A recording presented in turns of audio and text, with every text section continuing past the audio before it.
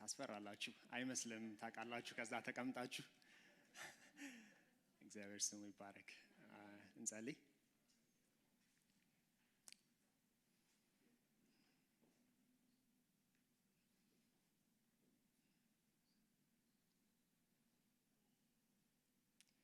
የዘላለም አባት እግዚአብሔር ሆይ እጅግ አድርገን እናመሰግንሃለን ጌታ ሆይ ሕያው አምላክ እግዚአብሔር የእስራኤል አምላክ እግዚአብሔር እናመሰግንሃለን ጌታ ሆይ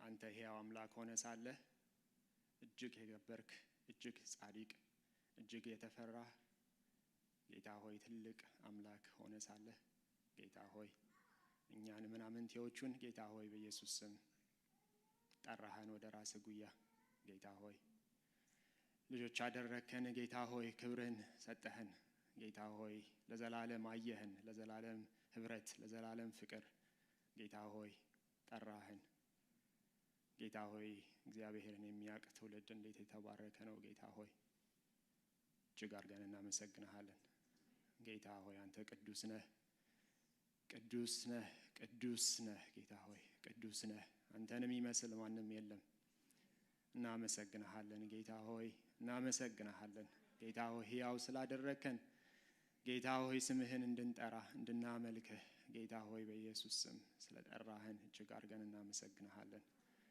ኦ ጌታ ሆይ ቃልህ እግዚአብሔርን ተስፋ የሚያደርጉ አያፍሩም እንደሚል ቃልህ እግዚአብሔር ሆይ በኢየሱስ ስም አንተ ያለው ሰው አንተን የያዘ ሰው ጌታ ሆይ ተስፋው ሙሉ ነው ጌታ ሆይ ይህ ዓለም አንተ የሌለው ሰው ጌታ ሆይ በህይወቱ አንተ የሌለው ሰው ጌታ ሆይ እንዴት ምስኪን ነው ጌታ ሆይ እናመሰግንሃለን ስለዚህ ህይወት ጌታ ሆይ ስለዚህ የክርስትና ህይወት እናመሰግንሃለን ጌታ ሆይ መንፈስህን ስለሰጠህን እናመሰግንሃለን ጌታ ሆይ ከአንድ መንፈስ ያጠጣህን አምላክ ጌታ ሆይ ተባረክ ብሩክ ሁን ጌታ ሆይ በሰማይ በምድር ብሩክ ሁን ጌታ ሆይ እናመሰግንሃለን ጌታ ሆይ አንተን የሚመስል የለም አሁንም እንናገራለን እናውጃለን አንተን የሚመስል ማንም የለም ጌታ ሆይ ተባረክ ጌታ ሆይ ሃሌሉያ ጌታ ሆይ በኢየሱስ ስም ደግሞ በዚህ ስፍራ ጌታ ሆይ ለህዝብህ ጌታ ሆይ ይህንን ቃል ጌታ ሆይ ሼር እንዳደርግ እግዚአብሔር ሆይ ይህንን እድል ስለሰጠኸኝ እጅግ አድርጌ አመሰግንሃለሁ ጌታ ሆይ ብሩክ ሁን ጌታ ሆይ በኢየሱስ ስም የሚነገረው ነገር ሁሉ ላንተ ክብር ይሁን በኢየሱስ ስም ከዚህ ስፍራ እግዚአብሔር ሆይ ቃልህ ሕያው ነው ስለሚል ጌታ ሆይ የሚነገረው ቃል ጌታ ሆይ ልባችን ውስጥ ገብቶ ልባችንን የሚሰራ ጓዳችንን የሚሰራ ህይወታችንን የሚሰራ ጌታ ሆይ የሚቆረጠውን የሚቆርጥ ጌታ ሆይ የሚያጽናናውን እንዲያጽናና የሚመክረውን እንዲመክር ጌታ ሆይ በኢየሱስ ስም ለምንሃለሁ ጌታ ሆይ ክብር በሰማይ በምድር ላንተ ብቻ ይሁን ጌታ ሆይ ህዝብህን ተናገር ጌታ ሆይ ህዝብህን ምከር ጌታ ሆይ ተባረክ በኢየሱስ ስም እናመሰግንሃለን ጊዜውን ሁሉ ላንተ አሳልፈን እንሰጣለን ጌታ ሆይ ሃሌሉያ ሁሉን በስምህ በናዝሬቱ በጌታ በኢየሱስ ስም ይሁን አሜን አሜን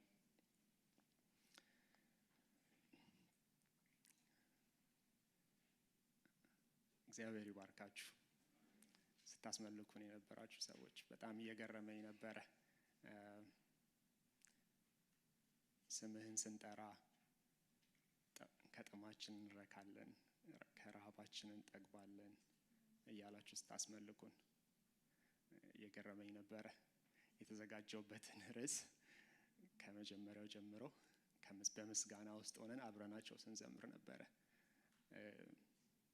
ይሄው ነው አይደለም ምስክርነቱ ከአንድ መንፈስ የጠጣን ሰዎች ከአንድ መንፈስ የቀመሰን ሰዎች አልተነጋገርንም አላወራንም probably they don't know ዛሬ እንደምሰብክ so ግን እግዚአብሔር መንፈሱ አንድ ስለሆነ ከዛው መንፈስ ስለሆነ የጠጣ ነው almost 5 ወር አካባቢ ሆኗል ፓስተር ከነገረኝ ዛሬ እንደምሰብክ እና በልቤ ውስጥ የነበረውን እግዚአብሔር ሲያስተምረኝ የነበረውን ለእናንተ ሼር ላድርግ የተዘጋጀውበትን እግዚአብሔር ደግሞ በመንፈሱ በኩል በእነሱ ውስጥ ሆኖ ሲያስመልከን ነበር ራሱ ነገሩን ማለት ነው እና እግዚአብሔር ስሙ ይባረክ አሜን እሺ ዛሬ ያው እኔ ሰባኪ አይደለሁም ግን የእግዚአብሔርን ቃል በጣም ወዳለሁና ባለቤቴ ምስክር ነች ዘጋለች እና የእግዚአብሔርን ቃል ሳጠና ጌታ ሲያስተምረኝ ከነበረው ነገር ነው ሼር ማደርጋችሁ። ስለ እግዚአብሔርን መሻት እግዚአብሔርን መፈለግ በሚል ጉዳይ ላይ ነው ዛሬ በልቤ ውስጥ ያለውን ነገር ሼር ማደርጋችሁ።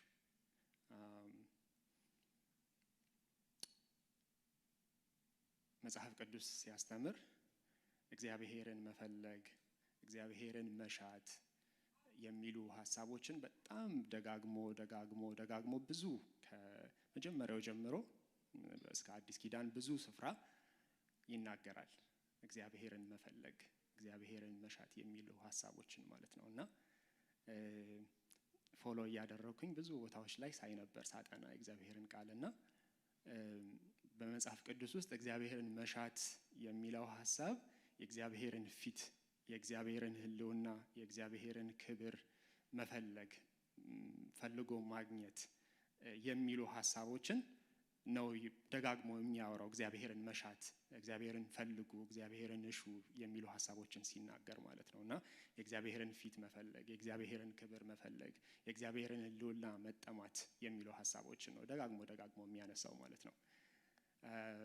አንዳንድ ስፍራዎችን ዘለል ብዬ ላንሳና ከዛ በኋላ ዛሬ አይ ቲንክ ከዚህ ስብከት በኋላ መጨረሻ ላይ እግዚአብሔር መፈለግ ምን ማለት እንደሆነ ከዛ እግዚአብሔርን እንዴት እንደሚፈለግ ከዛ ደግሞ እግዚአብሔርን የሚፈልግ ሰው ምን እንደሚመስል በስተመጨረሻ ደግሞ እግዚአብሔርን የሚፈልግ ሰው ዋጋውስ ምንድነው የሚለውን እነዚህን አራት ነገሮች ለመዳሰስ እሞክራለሁ እግዚአብሔር በረዳኝ መጠን። ፓስተር 45 ደቂቃ ብሎኛል። እስቲ እሞክራለሁ። እሺ መዝሙር 105 ላይ እንደዚህ የሚል ቃል አለ። እግዚአብሔርን የሚሹት ልባቸው ደስ ይበለው፣ እግዚአብሔርና ብርታቱን ፈልጉ፣ ፊቱንም ዘወትር ፈልጉ ይላል። እግዚአብሔርን የሚሹት ምን ይበላቸው? ልባቸው ደስ ይበለው፣ እግዚአብሔርን ብርታቱን ፈልጉ፣ ፊቱንም ዘወትር ፈልጉ ይለናል። ሌላ ስፍራ ላይ ደግሞ ሄደን ስንመለከት አንደኛ ዜና ምዕራፍ 22 ላይ አሁንም እግዚአብሔር አምላካችሁን ለመፈለግ ልባችሁንና ነፍሳችሁን ሰብስቡ ደግሞ የሚል ሐሳብ አለ። ኤርሚያስ በጣም የምታውቁት የተወደደው ክፍል ኤርሚያስ 29 ላይ እኔ ለእናንተ ማስባት መልካም ሐሳብ ምናምን የሚለውን ወደታች ወረድ ብላችሁ ደግሞ ስታዩት እዛም ጋር ምን ይላል? ወደ እኔ ትጸልያላችሁ፣ እኔ እመልሳለሁ፣ እኔን ትፈልጋላችሁ፣ ታገኙኛላችሁ ይላል የእግዚአብሔር ቃል ሲናገር።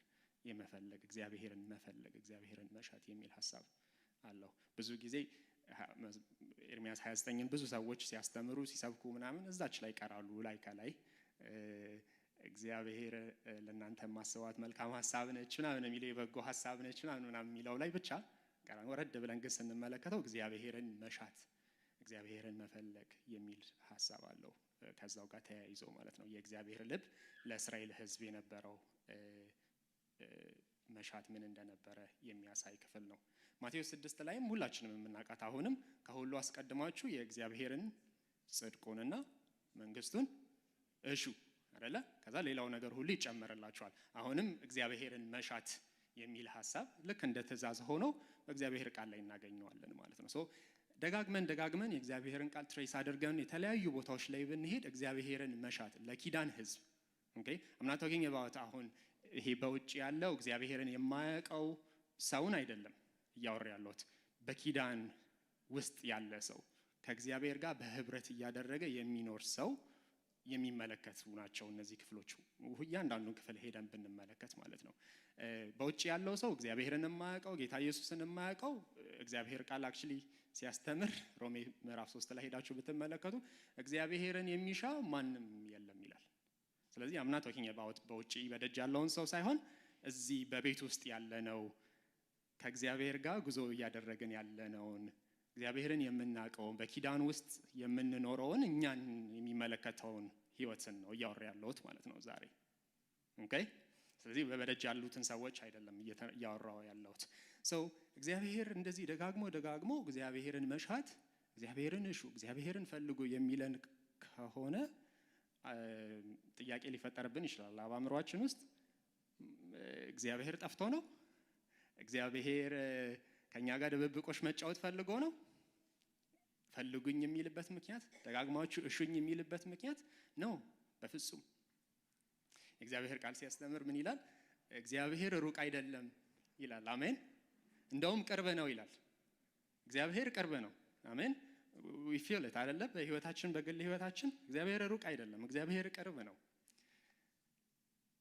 ማቴዎስ 28 ላይ ደግሞ በጣም የምትደንቀኝ ክፍል አለች። እስከ ዓለም ፍጻሜ እኔ ከእናንተው ጋር ነኝ። አሜን። ጌታ ከኛ ጋር ነው። አታምኑም? ስንቶቻችሁ ታምናላችሁ ጌታ ከእናንተ ጋር እንደሆነ? አሜን። ጌታ ከኛ ጋር ነው፣ ቅርባችን ነው፣ ሩቅ አይደለም። እሱ ከኛ ጋር ሃይደን ሲክ መጫወት አይፈልግም። እግዚአብሔር ፈልጎም አይደለም ፈልጉኝ እሹኝ የሚልበት ምክንያት ማለት ነው። ከሁሉ በላይ ደግሞ ፍጥረቱን ሁሉ የሚገዛ በሰማይ ዙፋኑ የሆነ ምድሪት መረገጫ የሆነች አይደለ? ሁሉን የሚያስተዳድር ሁሉን የሚገዛ ሁሉ በሁሉ የሆነ አምላክ ነው እግዚአብሔር። አሜን።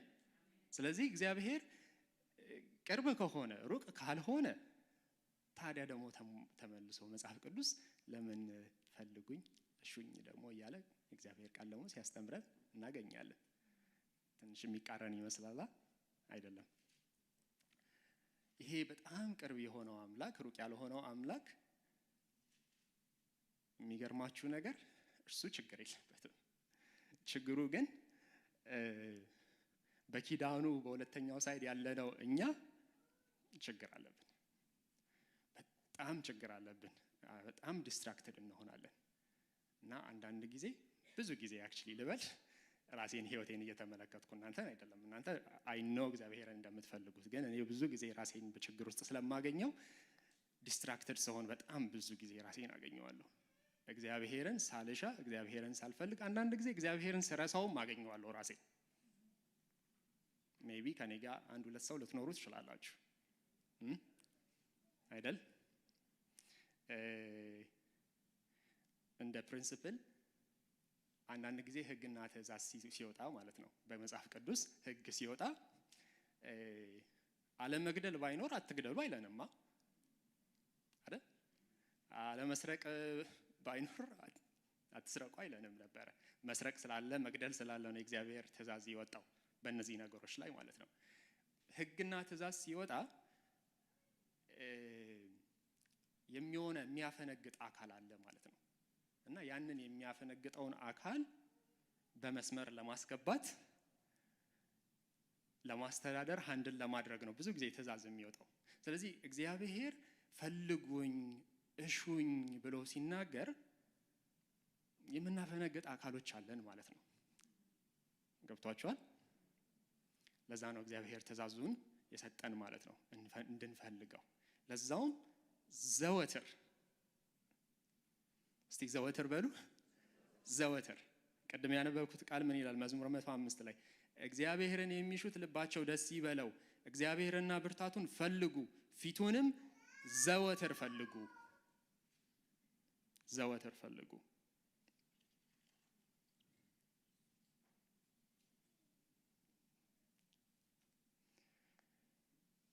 እሺ ታዲያ እግዚአብሔርን ዘወትር እንዳንፈልግ ከሚያደርጉን ዲስትራክት ከሚያደርጉን ነገሮች ሁላችሁም የምታውቁት ያ ክፍል አለ አይደለ? ሉቃስ 8 ላይ ዘሪው ዘርን ሊዘራ ወጣ፣ ከዛ ዘርን ዘራ። ዘርን ሲዘራ 4 የተለያዩ ስፍራዎች ላይ ዘሩ ወደቀ አይደል? ከነዛ ከ4ቱ የዘር ስፍራዎች መካከል 3ቱ ፍሬያማ አልነበሩም። አንደኛው ብቻ ነበር አይደለ ፍሬያማ የነበረው። የመጀመሪያውን ጌታ ኢየሱስ ሲናገር ሉቃስ 8 ላይ ነው ይሄንን ክፍል የምታገኙት። እንግዲህ ይቅርታ ያው ስብከት አይደለም ትምህርት ነው የተማርኩትን ስለሆነ ሼር እያደረግኳችሁ ያለሁት። የመጀመሪያው መሬት የመጀመሪያው ልብ ፍሬያማ ያልሆነበት ምክንያት ዲያብሎስ መጥቶ ቃሉን ከልባቸው የሚወስድባቸው አሉ። ስለዚህ ጠላት ከልባቸው የተዘራውን ዘር የሚወስድባቸው አሉ ማለት ነው። ስለዚህ ጠላት ዲስትራክት የሚያደርጋቸው ሰዎች አሉ ማለት ነው። ሁለተኞቹ ደግሞ በህይወት ፈተና ጊዜ ፈጥነው የሚክዱ ስለሆኑ ነው ፍሬያማ ያልሆኑት። ስለዚህ የህይወት ፈተና የሚበዛባቸው ሰዎች አሉ አይደል? ህይወት ብዙ ነች፣ ፈተናዋ በጣም ብዙ ነው። ሁላችንም የቀመስነው ብዙ ነገር አለ፣ የምናልፍበት ነገር አለ። ግን እግዚአብሔር በዛም ውስጥ አለ። አሜን። ሶስተኞቹ ደግሞ የምድራዊ ህይወት ጭንቀት ይለዋል። the heaviness of life።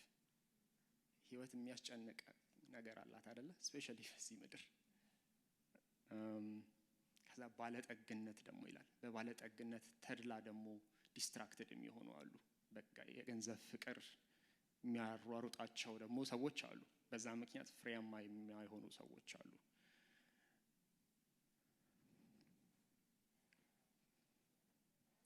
ስለዚህ ተጽዕኖ ብዙ ነው። ዲስትራክት የሚያደርገን ነገር ብዙ ነው፣ ፍሬያማ እንዳንሆን። አንዳንድ ጊዜ አስባችሁ ታውቃላችሁ? ኢየሱስ እኔ ህይወት እንዲሆንላችሁ እንዲበዛላችሁ መጣው ብሎናል አይደለ?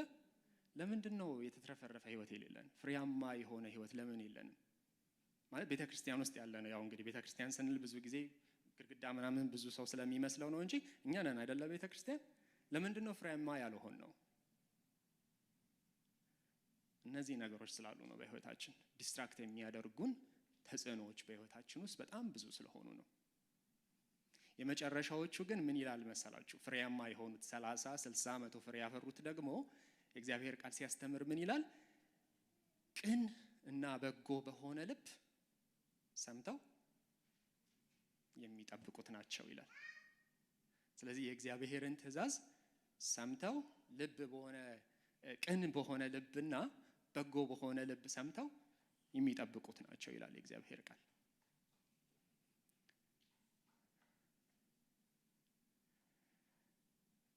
ብዙ ሰዎች ልታውቁት ትችላላችሁ። አንድ ጸሐፊ ቶዘር የሚባል ኤ.ደብሊው ቶዘር አንድ መጽሐፉ ላይ እግዚአብሔርን መሻት በሚለው መጽሐፉ ላይ ምን ይላል? የዘመኑ ሳይንቲስት በእግዚአብሔር ድንቅ ዓለም ውስጥ ተቀምጦ እግዚአብሔርን አጣው። እኛም ክርስቲያኖች በድንቅ ቃሉ መሃል እግዚአብሔርን የማጣት አደጋ ውስጥ ነን ይላል። አንዴ ደግሜ ላንብበው። የዘመኑ ሳይንቲስት በእግዚአብሔር ድንቅ ዓለም ውስጥ ተቀምጦ እግዚአብሔርን አጣው። እኛም ክርስቲያኖች በድንቅ ቃሉ መሃል እግዚአብሔርን የማጣት አደጋ ውስጥ ነን ይላል። እግዚአብሔር ይርዳን እግዚአብሔርን እንዳናጣው። አሜን። ኢትስ ትሩ አይደል? ህይወታችሁን ትንሽ እንትን በሉት፣ ፈቅድላችኋለሁ። እኔንም መስማት አቁማችሁ ትንሽ እስቲ ህይወታችሁን ወደ ውስጥ ተመልከቱት። አንዳንድ ጊዜ እነዚህ ዲስትራክት የሚያደርጉን ነገሮች እግዚአብሔርን እንዳንፈልግ፣ እግዚአብሔርን እንዳንሻ፣ እግዚአብሔር ሜቢ እሁድ ብቻ አምላክ አይደል? ሜቢ ገፋ ካለ የእሁዷ ትንሽ ቀጠል ታደርግና ስፔሻሊ ሜቢ ኮንፈረንስ ካለ እስከ ሰኞ ምናምን ድረስ ሊሄድ ይችላል አይደል? ከዛ ያልዘለለ ህይወት የሌለን ሰዎች ልንኖር እንችላለን።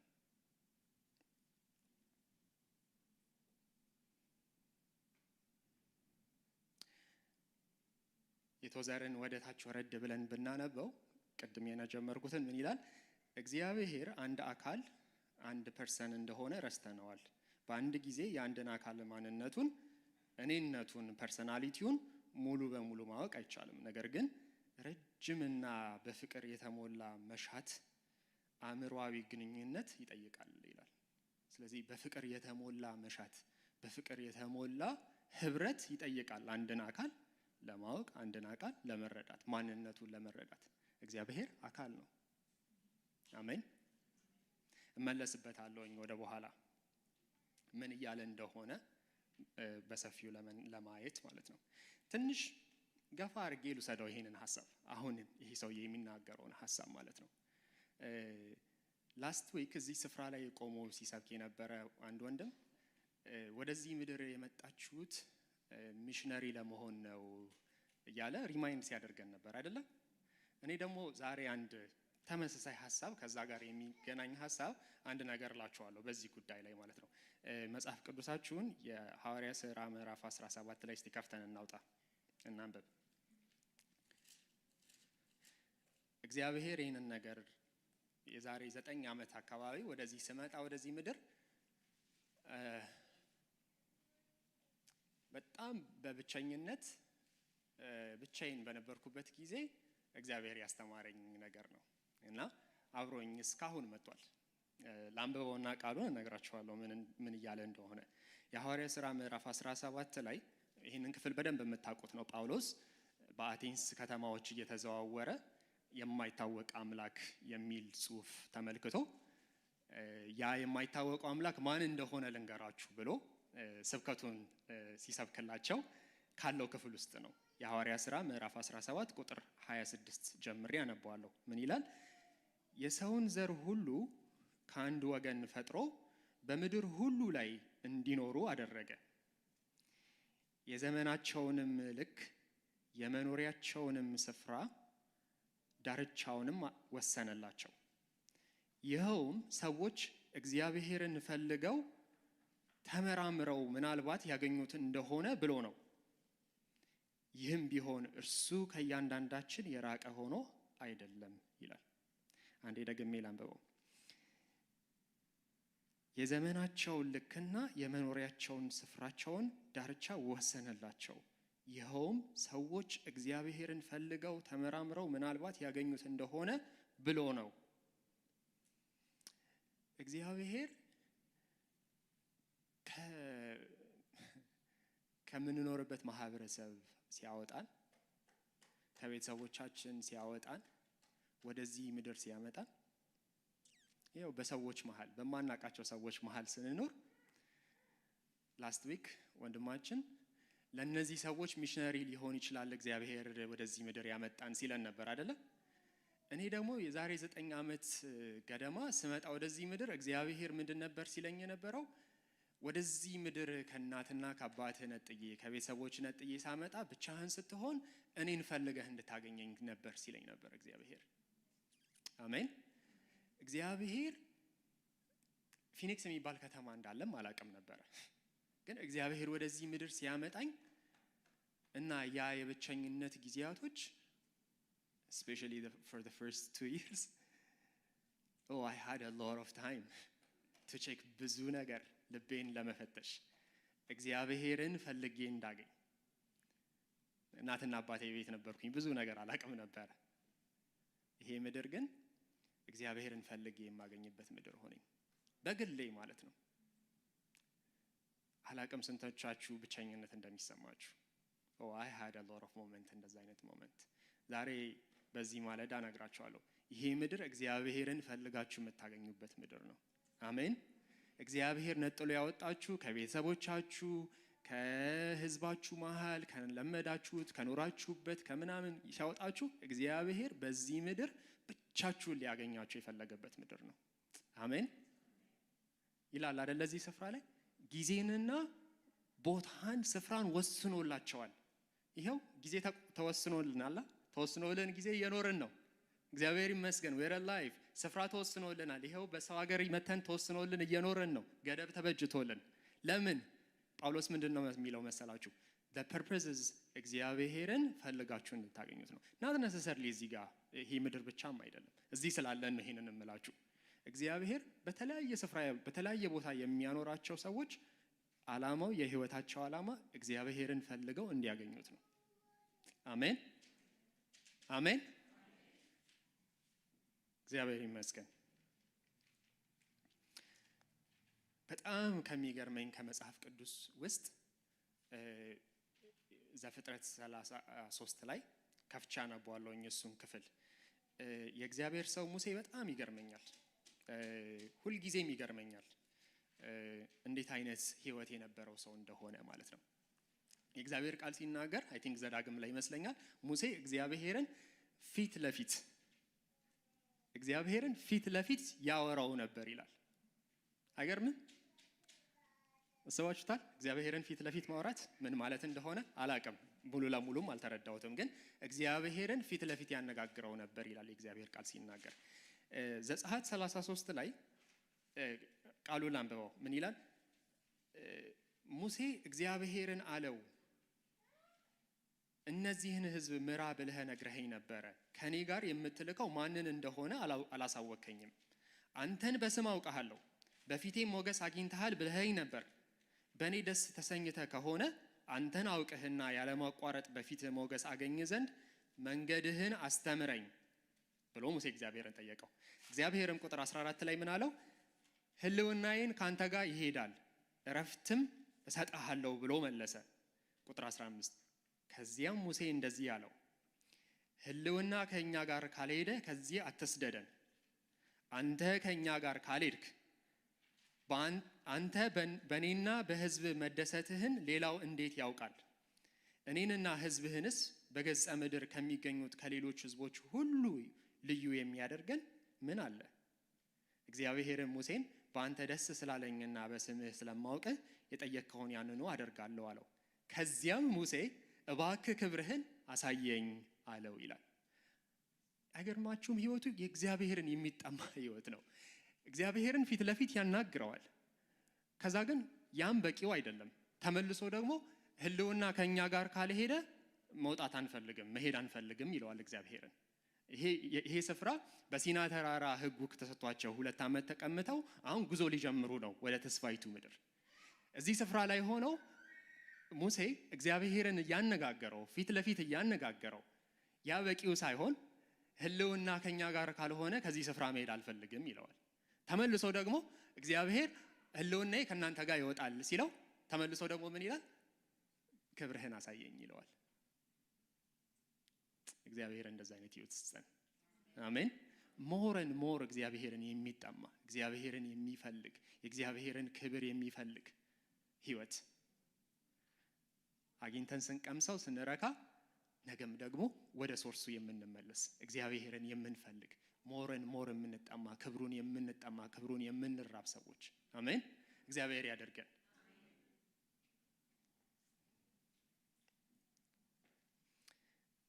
እኔ አይ ቲንክ እሱም ይመስለኛል የደቀ መዝሙርነት ህይወት፣ ይሄ የሚራብ ህይወት፣ የሚጠማ ህይወት፣ እግዚአብሔርን ዕለት ዕለት የሚፈልግ ህይወት። ቅድም ስንዘምረው እንደነበረው ሲነጋም ኢየሱስ የምንል አይደለ? ቀትርም ላይ ኢየሱስ፣ ሲመሽም ኢየሱስ፣ ሌሊትም ኢየሱስ፣ ስንነሳ ስንወድቅ ብድግ ስንል ኢየሱስ የሚል ህይወት፣ የሚራብ ህይወት። and I think that's the litmus test። ይሄ አሲድ ቴስት ነው የሚባለው። የሰውን ይሄ ነገሮችን ቼክ የምናደርግ ፔጅ ቴስት ምን ይደረግበት። just I think የደቀ መዝሙርነትም ህይወት እንደዛ ይመስለኛል። ህይወታችሁ በአሁን የምትኖሩት የክርስትና ህይወት የደቀ መዝሙር ህይወት መሆኑንና አለመሆኑን ቼክ የምታደርጉት በዛ ይመስለኛል። እለት እለት ስትነሱ፣ ጧት ስትነሱ እግዚአብሔርን ትሹታላችሁ፣ እግዚአብሔርን ትፈልጉታላችሁ፣ ፊቱን ትፈልጉታላችሁ፣ ክብሩን ትፈልጉታላችሁ፣ ትጠሙታላችሁ። እግዚአብሔር ይርዳን። አሜን።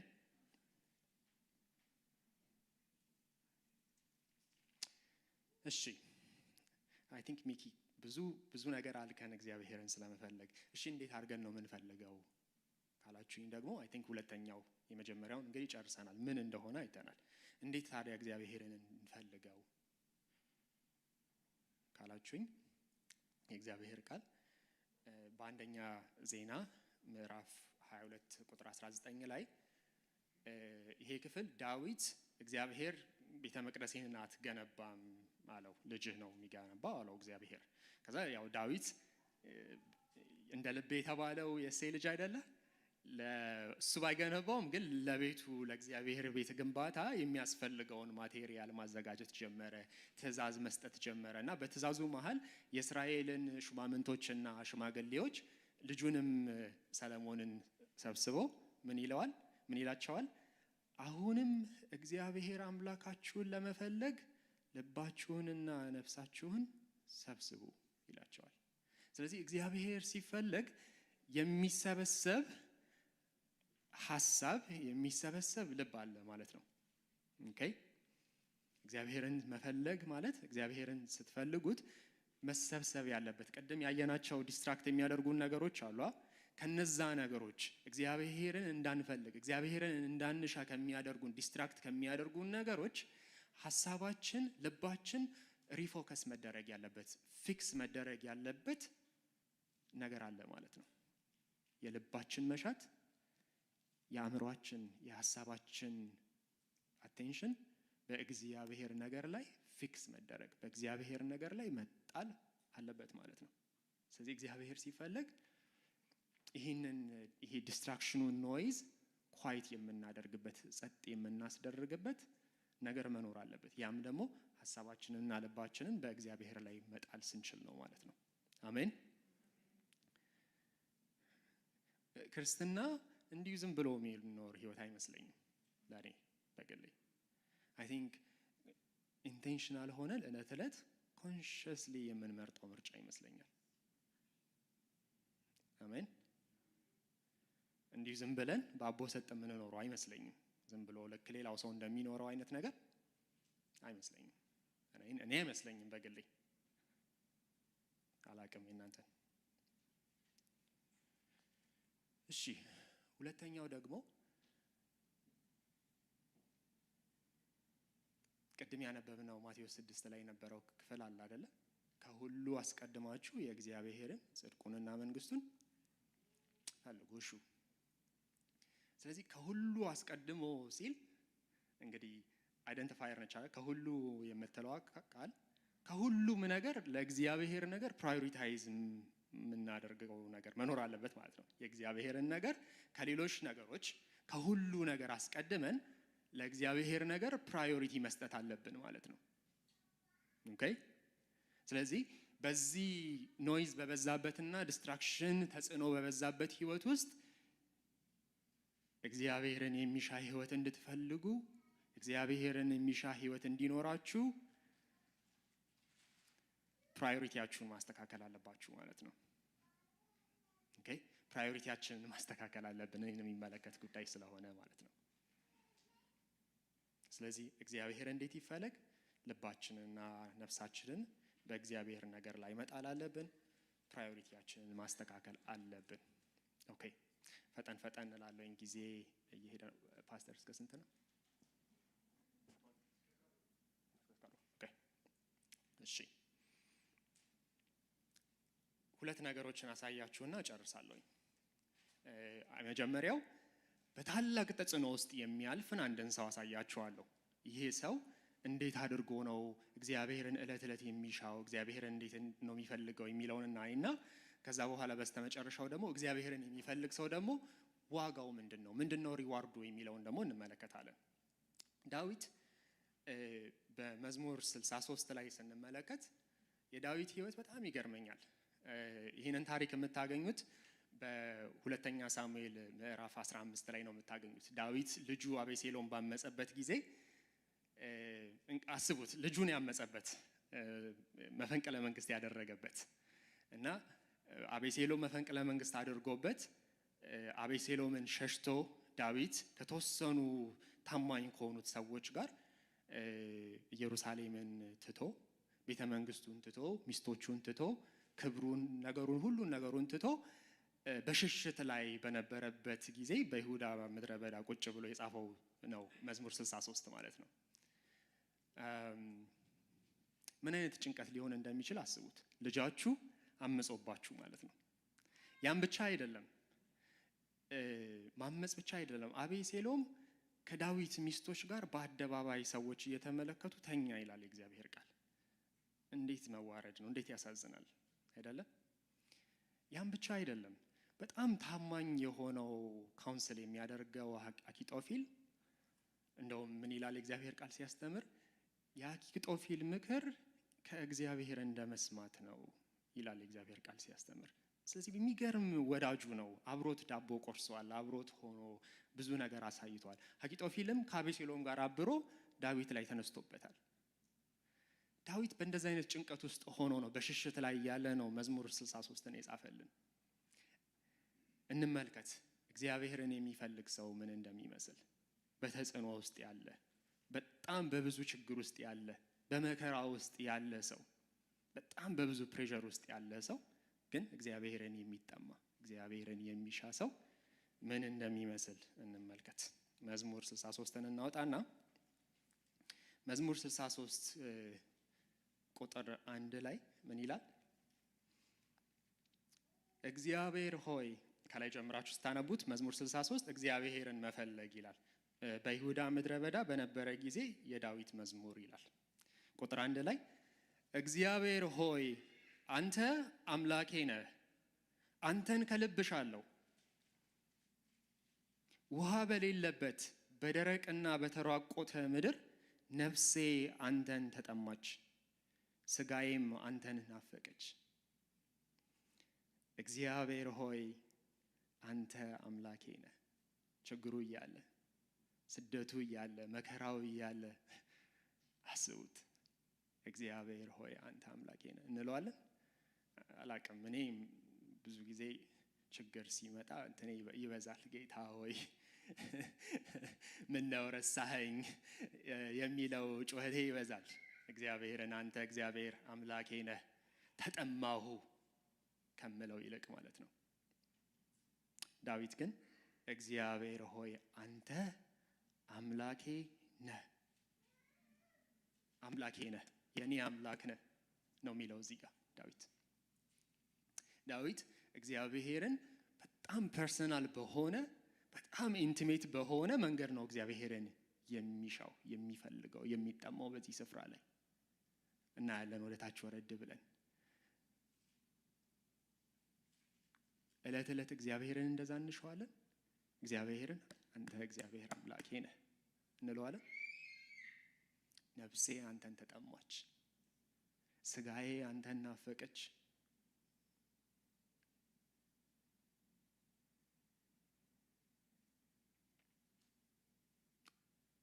እግዚአብሔር እንደዛ ይፈልገናል እንድንሆን እለት እለት።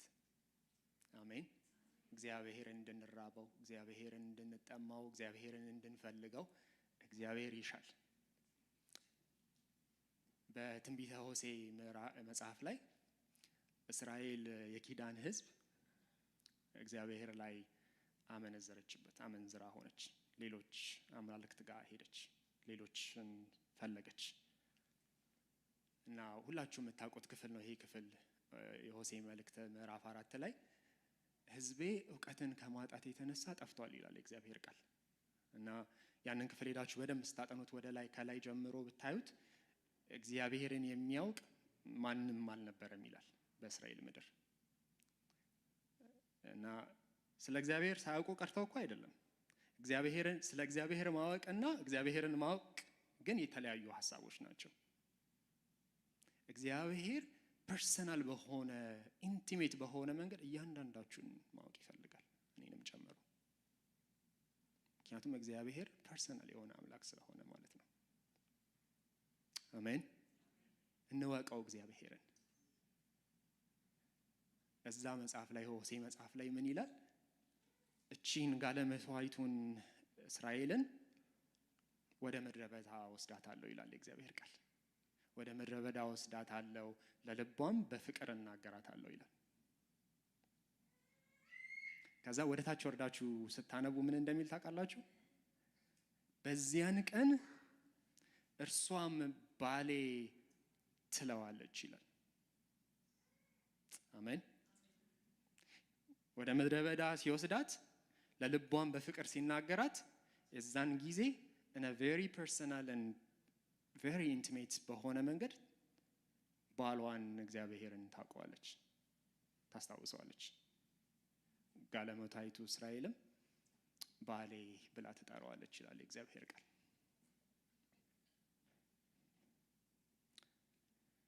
የኪዳን ሕዝብ ነን። አሜን። የኪዳን ሕዝብ ናችሁ። የኪዳን ሕዝብ ነን። እግዚአብሔር አለ። የኪዳኑ አንድ አካል ኪዳኑን የገባ ነው ከእግዚአብሔር ጋር ነው የገባ ነው እና ያ ኪዳንን አብረ ነው የገባ ነው ባለቤታችን ዛሬም ይፈልገናል። አንተ አምላኬ ነህ እንድንለው እለት እለት ነፍሴ ተጠማች፣ ስጋዬ ናፈቀች፣ ተራብንህ እንድንለው እግዚአብሔር ይፈልጋል። አሜን። I know it's a very sober thought. I'm sorry. ግን ሪሊ እግዚአብሔር ይፈልገናል። ይሄ እግዚአብሔር የልብ መሻት ነው። አሜን። እግዚአብሔር ይፈልጋችኋል እያንዳንዳችሁን ከሰኞ እስከ እሁድ በዛ በግል በቤታችሁ ማለት ነው፣ ስትነሱ ቤታችሁ ስትገቡ ማለት ነው። ስለዚህ እግዚአብሔርን የሚፈልግ ሰው ኢንቲሜት የሆነ ፐርሰናል በሆነ መንገድ እግዚአብሔርን የሚሻ ሰው ነው። ምኑ እያለ? ስደቱ እያለ፣ ምኑ እያለ? ጭንቀቱ እያለ፣ ምኑ እያለ? ውጥረቱ እያለ። አሜን።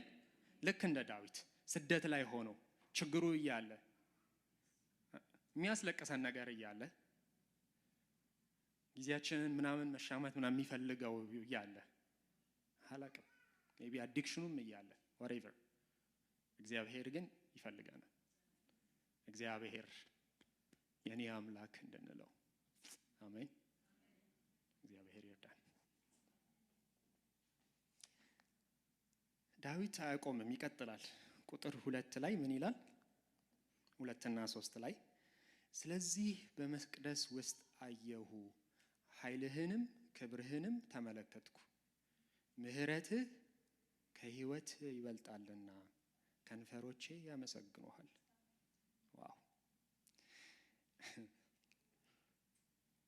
እዚህ ቁጥር 2 ላይ ስለዚህ በመቅደስ ውስጥ አየሁ ኃይልህንና ክብርህን ተመለከትኩ ሲል በእግዚአብሔር ቤተ መቅደስ በኢየሩሳሌም ተቀምጦ አይደለም እኮ፣ በምድረ በዳ ውስጥ ሆኖ ነው። በምድረ በዳ ውስጥ ተቀምጠው ማለት ነው። አንድ ስፍራ ላሳያችሁ። ቅድም ያልኳችሁ ይህንን የአቤሴሎምን ጋር የነበረውን ችግር ሁለተኛ ሳሙኤል ምዕራፍ 15 ላይ ነው የምታገኙት ብያችኋለሁ አይደለ? ሁለተኛ ሳሙኤል ምዕራፍ 15 ቁጥር 25 ላይ ሄዳችሁ ብትመለከቱ ዳዊት በሚሸሽብ ጊዜ ካህናቱ አብያታርና ሳዶቅ ታቦቱን የእግዚአብሔርን ሕልውና ያለበትን ታቦት ተሸክመው ተከተሉት ዳዊትን። እና ዳዊት ምን አለ? እግዚአብሔርን ታቦት ይዛችሁ ከኔ ጋር ከምትንከራተቱ ወደ ማደሪያው ድንኳን የእግዚአብሔርን ታቦት ይዛችሁ ተመለሱ አላቸው፣ አብያታርና ሳዶቅን ማለት ነው። ከዛ በኋላ ዳዊት እንደዚህ አለ፣ እርሱ እኔንም መልሶ ታቦቱንና ማደሪያውን እንደገና ለማየት ያበቃኛል። አይገርምም? ምን አይነት ልብ እንደሆነ። እየሸሸ ያለ ሰው ለህይወቱ እየሸሸ ያለ ሰው የልብ መሻቱ እና የልብ ፍላጎቱ ማን ያውቃል? መገኘቱ ያለበትን ደግሜ እንዳይ ያበቃኛል የሚል መሻት ያለው ሰው ነው። የልብ መጥማቱ ያ ነው። አሜን። እየሸሸ ያለ ሰው ማለት ነው።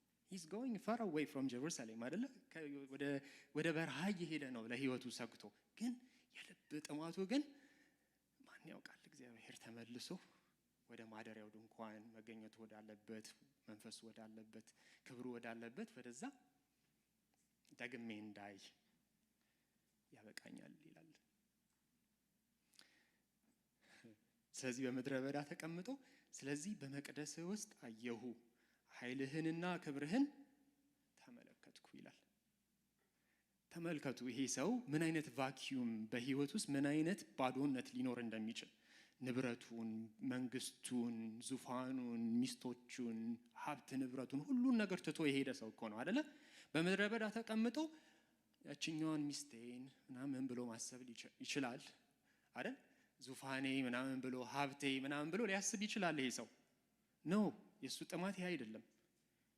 የእግዚአብሔር መቅደስ፣ የእግዚአብሔር መገኛ፣ የእግዚአብሔር ማደሪያ፣ የእግዚአብሔር መንፈስ ያለበት ታቦቱ የልብ መሻቱ፣ የልብ ጥማቱ። እግዚአብሔርን የሚፈልግ ሰው ይሄንን ይመስላል። በጣም የምትገርመኝ ደግሞ ክፍል እቺ ነች። ቁጥር 3 ላይ ምሕረትህ ከሕይወት ይበልጣል። አሜን።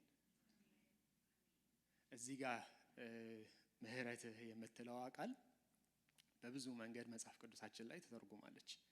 የእግዚአብሔር ምሕረት፣ የእግዚአብሔር የኪዳን ፍቅር፣ የእግዚአብሔር ታማኝ ፍቅር የሚሉ ሀሳቦች። የእግዚአብሔር ምሕረት ሂብሩ ቃሉ ሐሴድ ይባላል። በጣም በአዲስ ኪዳን ደግሞ ጸጋው ተብሎ ተተርጉሞልናል። ሲተረጉሙልን ማለት ነው። ዳዊት ምን እያለ መሰላችሁ እዚህ ስፍራ ላይ? ለህይወቱ እየሸሸ ያለ ሰው ግን በምድረ በዳ ተቀምጦ የእግዚአብሔርን የኪዳን ፍቅሩን ያስባል። የኪዳን ፍቅርህ፣ የኪዳን ምሕረትህ ከዚህ ህይወት ይሻላል፣ ከዚህ ህይወት ይበልጣል ይለዋል። ወገኖቼ ላይክ ቀደም ስላችሁ ነበረ ከእግዚአብሔር ጋር በኪዳን የተሳሰረን ሰዎች ነን። የኪዳን ሰዎች ናችሁ። አሜን። ያገባችሁ ብዙ ሰዎች አላችሁ እዚህ ውስጥ። ኪዳን ምን ማለት እንደሆነ ልነግራችሁ አልችልም። ኪዳን በኪዳን ፍቅር የተሳሰረ ሰው ምንድነው ያለው? ኪዳኑን የገባችሁ ቀን በሰውና በእግዚአብሔር ፊት ከዚህ በኋላ ልወድህ ሌላ ላልመለከት በሰውና በእግዚአብሔር ፊት ቃል እገባለሁ አይደል?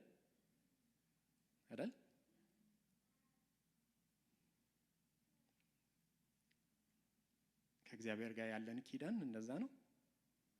አሁን በህይወታችን የምንኖረው ህይወት አይደል? ትዳር ህይወት የምንኖረው ህይወት እኔ ባለቤቴን was passion ካልወደድኳት፣ እለት እለት ፐርሱ ካላደረኳት፣ ለሷ ኮሚትድ ካልሆንኩኝ፣ እሷም ለኔ ካልሆነች ቤት ይጸናል? አይጸናም። ትዳር ይጸናል? አይጸናም አይደለም? ታዲያ ለምን የተለየ ይሆንብናል ከእግዚአብሔር ጋር ባለን ኪዳን? እግዚአብሔርን እለት እለት ካላሻ ነው፣ እግዚአብሔርን እለት እለት ካልፈለግ ነው፣ እግዚአብሔርን ቼዝ ካላደረግ ነው፣ ፐርሱ ካላደረግ ነው። what's different? ምንድነው የሚለየው? ምንም አይደል? እንደ ዳዊት የኪዳን ፍቅርህ ከህይወቴ ይበልጣል እንበለው። አሜን።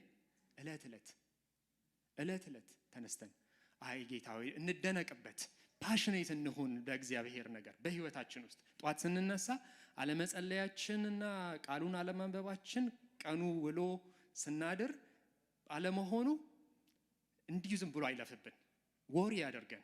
ኦኬ ያስጨንቃችሁ። እግዚአብሔርን አለመፈለጋችን፣ አለመጸለያችን፣ ቃሉን አለማንበባችን፣ እንደዚሁ ሰንደይ ቤተክርስቲያን መተን ብቻ መውጣታችን። አይ ነው እዚህ ሀገር አይ አንደርስታንድ፣ እኔም እየኖርኩት ነው ህይወቱን።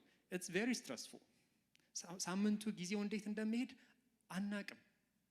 ሪሊ በጣም ያስጨንቃል ህይወቱ። ኢትስ ቬሪ ቢዚ። አይ አንደርስታንድ ሁሉንም ነገር ማለት ነው። ግን ለባለቤታችን ግን ለኪዳኑ ለፍቅራችን ግን ጊዜ አነጣ። አሜን። እንፈልገው፣ እንጠማው። እለት ነፍሴ ተጠማችህ እንበለው። ጌታዬ ናፈቅኩ እንበለው። በግላችን ማለት ነው። ይህንን ስል ኢቭን አም ናት ቶኪንግ አባውት በትዳር ውስጥ አብራችሁ ምናምን እያልኩ አይደለም። ለየግላችሁ ሚስት ብቻዋን፣ ባል ብቻውን፣ ወጣቶች ብቻችሁን እግዚአብሔርን ፈልጉት፣ ተጠሙት፣ ተራቡት። ምክንያቱም ዛሬም እጁን ከፍቶ እግዚአብሔር እየጠበቀን ስለሆነ ማለት ነው። አሜን። እግዚአብሔርን የሚሻ እግዚአብሔርን የሚጠማ ልብ እግዚአብሔር ይስጠን።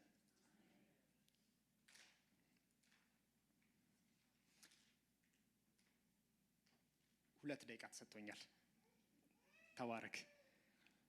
እግዚአብሔርን የሚፈልግ ሰው ታዲያ ምንድነው ሪዋርዱ?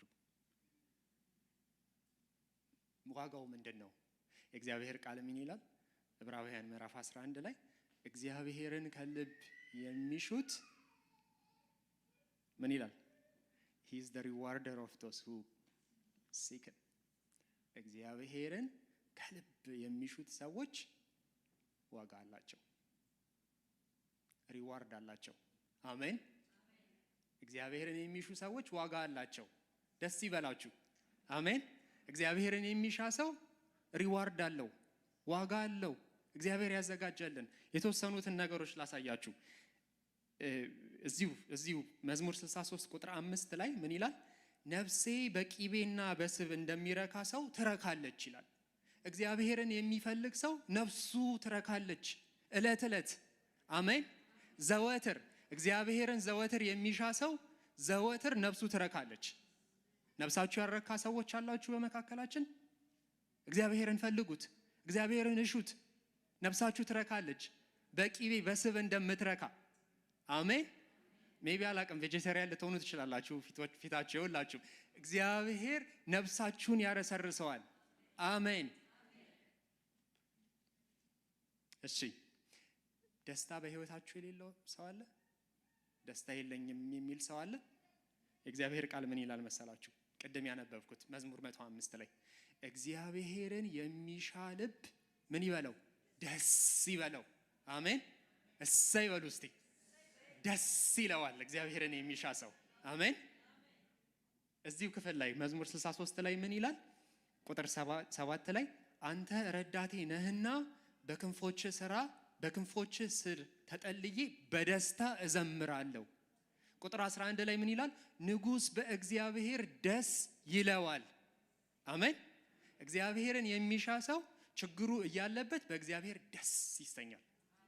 አሜን። አንድ የመጨረሻ ነገር ብዬ ጨርሳለሁ። በነውጥ ውስጥ እያለፈ ቁጥር 8 ላይ ምን ይላል? ነፍሴ አንተን የሞጥኝ ብላለች፣ ቀኝ እጅህም ደግፋ ይዛኛለች ይላል። አይናወጥም። አሜን። በወጀብ ውስጥ እያለፈ ቀኝ እጅህ ደግፋ ይዛኛለች ይላል። እግዚአብሔር ስሙ ይባረክ። ኑ እግዚአብሔርን እንፈልግ፣ እግዚአብሔርን እንሻ፣ ዘወትር እንሻው እግዚአብሔርን። እግዚአብሔር አያሳፍራችሁ። አሜን። የጌታ ስም ይባረክ። አመሰግናለሁ። 1 ደቂቃ ወስጃለሁ።